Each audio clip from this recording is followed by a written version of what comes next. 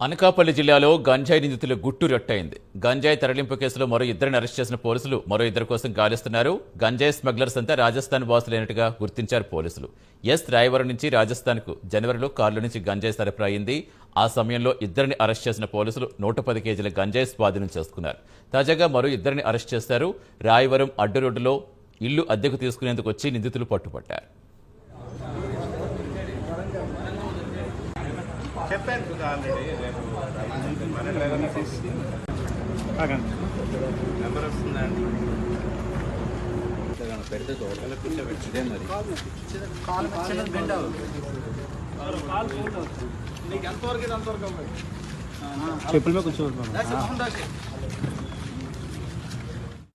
Police station లిమిట్స్లో జనవరి 2వ తేదీన మీకు అందరికీ తెలిసిన విషయమే ఒక గంజాయి కారు ఒకటి సీజ్ చేసి ఇద్దరు ముద్దాయిలను అప్పుడు అరెస్ట్ చేయడం జరిగింది.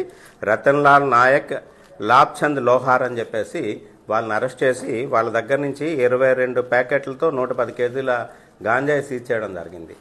అప్పుడు వాళ్ళు ఇక్కడ పులపర్తి దగ్గర ఒక హౌస్ ఒకటి ఈ లాబ్చంద్ అన్నాయను ఒక హౌస్ ఒకటి తీసుకొని ఇక్కడ షెల్టర్ తీసుకొని ఈ గాంజాని తీసుకొని వచ్చి షిఫ్ట్ చేయడం జరుగుతుంది. అప్పుడు నక్కపల్లి దగ్గర టోల్ గేట్ దగ్గర చెకింగ్ అవుతుందనే ఉద్దేశంతో కారు అక్కడ పెట్టేసి వాళ్ళు వెళ్ళిపోవడం జరిగింది. వాళ్ళు కారు కోసం మన నిఘాలో ఉంచి వెయిట్ చేస్తుండగా వీరు ఎవరైతే కారు కోసం వచ్చారో అప్పుడు రతన్లాల్ నాయక్ అండ్ లాబ్చంద్ లోహార్ వాళ్ళిద్దరిని కూడా అరెస్ట్ చేసి ఆ గాంజాని సీజ్ చేయడం జరిగింది.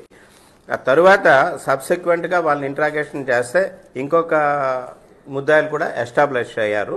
ఆ ఎస్టాబ్లిష్ అయిన వారి కోసం అని చెప్పేసి కంటిన్యూ ప్రాసెస్ అయితే నడుస్తూనే ఉందన్నమాట. మీకు అందరికీ తెలుసు, ఇంతకు ముందంటే ఎవరైతే గాంజా పట్టుకుంటే వాళ్ళతో సరిపెట్టే వాళ్ళమి. బట్ ఇప్పుడు గవర్నమెంట్ తాలూకా ఇన్స్ట్రక్షన్స్, హైయర్ అఫీషియల్స్ తాలూకా ఇన్స్ట్రక్షన్స్ మేరకు ఈ గాంజా ఎక్కడ స్టార్ట్ అవుతుంది, సోర్స్ ఏంటి, ఎక్కడ పండిస్తున్నారు, ఎవరు ట్రాన్స్పోర్ట్ చేస్తున్నారు, డెస్టినేషన్ ఏంటి అన్నది కూడా మేము ఇన్వెస్టిగేషన్ చేయడం జరుగుతుంది.